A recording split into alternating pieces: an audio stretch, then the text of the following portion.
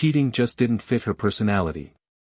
It was a chilly Friday evening, and after putting in an extra hour at work to finish up some files, I finally headed home. The temperature was dropping fast. I knew my wife, Karen, had gone out for drinks with her coworkers and figured she'd probably be hungry when she got back. On my way home, I picked up some Chinese takeout, a few dumplings and General Tso's chicken. The spicy options were always perfect for taking the edge off a cold night. By now, I had become quite skilled at reheating food. I left the containers on the kitchen table, changed into some comfortable clothes, and settled into a chair with a book to read while waiting for Karen to return. The wait dragged on longer than usual. When she finally walked in, she tossed her purse onto the couch across from me and announced, "I'm taking a shower. I'll be right back." It was around 9:30, later than she usually got home. I expected her to explain her evening, not because I demanded it, but because she typically shared such things. This time, though, she didn't. When she came back, she was dressed in sweatpants and a flannel shirt. She headed straight into the kitchen and, in a sharp tone, asked, "Why isn't dinner ready?" I'd seen this irritable side of her before, and I was determined not to provoke an argument. She started noisily preparing food in the microwave, and though I offered to help, she curtly snapped, "I'll do it myself." Not in the mood to argue, I busied myself setting the table and preparing drinks. Dinner was an odd mix of silence and noise.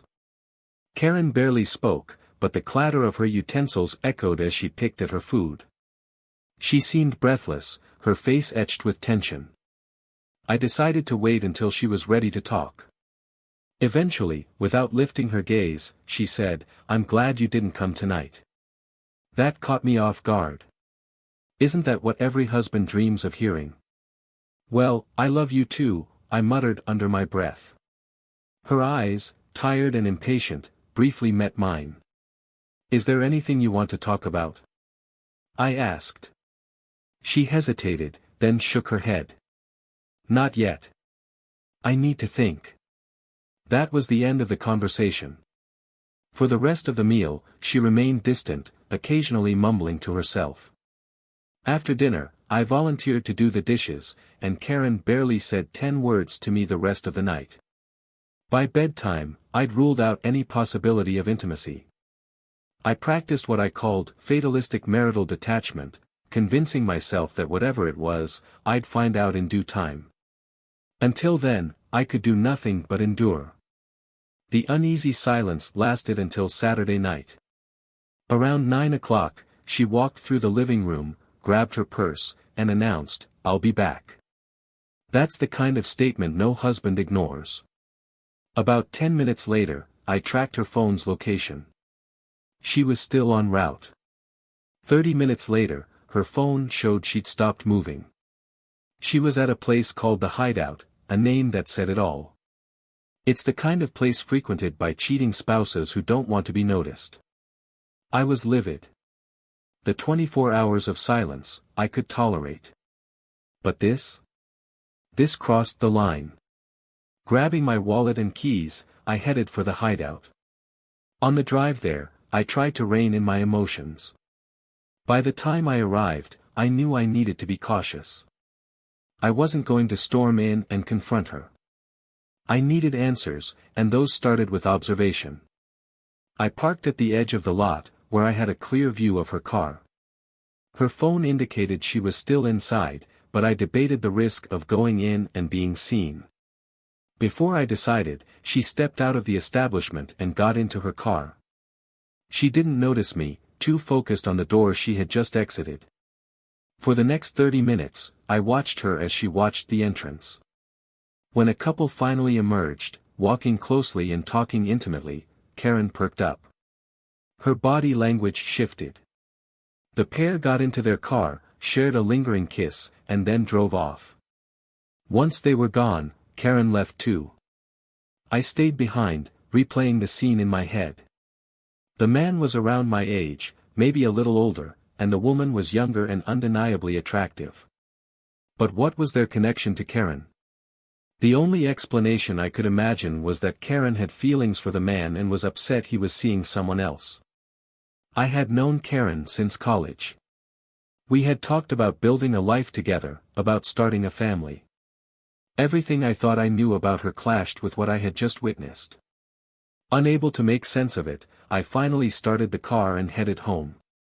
When I arrived, Karen was waiting, angry and confused. "Where have you been?" she demanded. "Out," I replied. "Out where?" she pressed.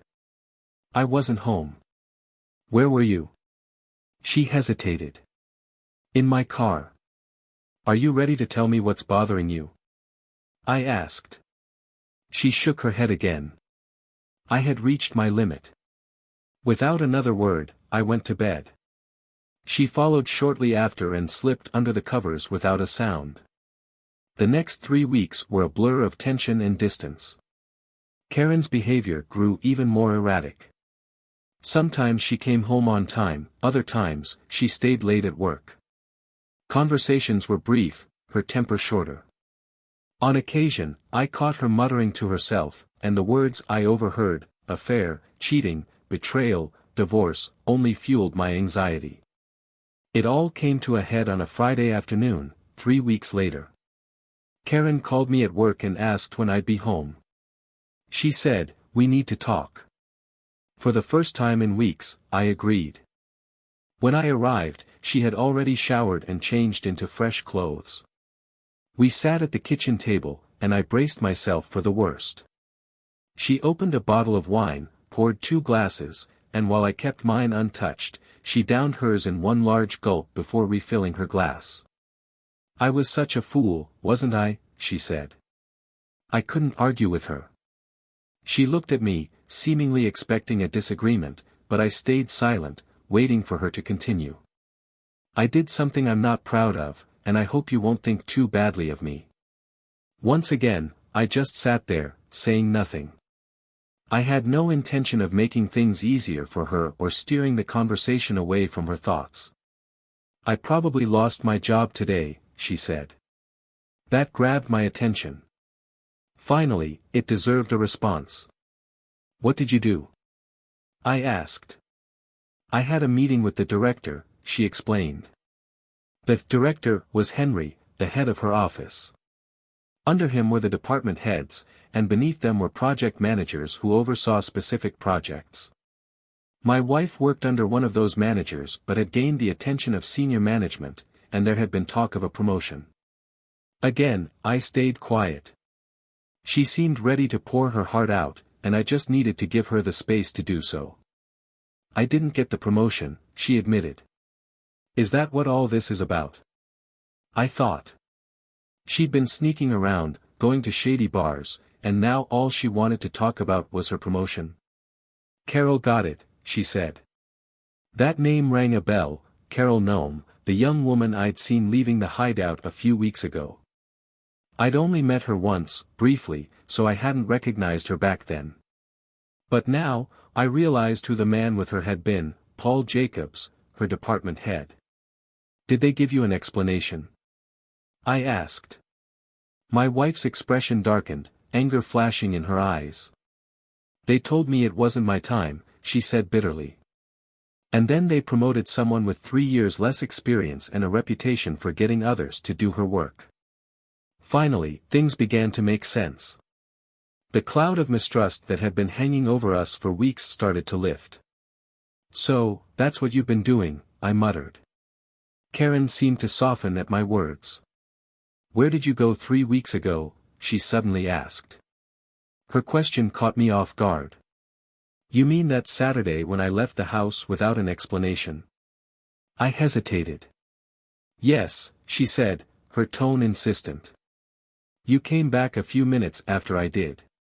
Where were you?" It was time to be honest. "I followed you," I admitted. She nodded, as if she'd already known. "I thought so."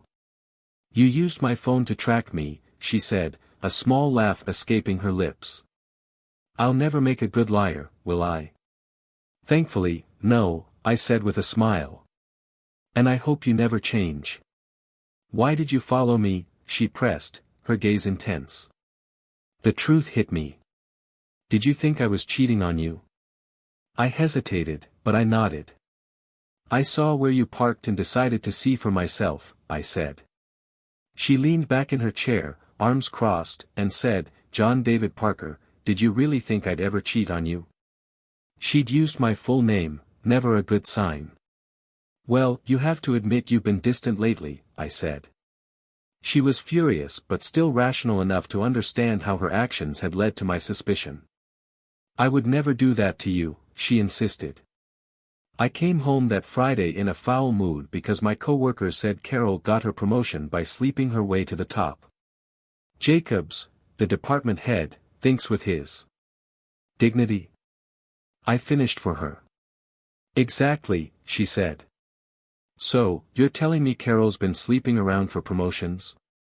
Yes, Karen confirmed. Her promotion was announced this morning. I went to Henry's house before lunch, told him everything, and handed in my resignation letter.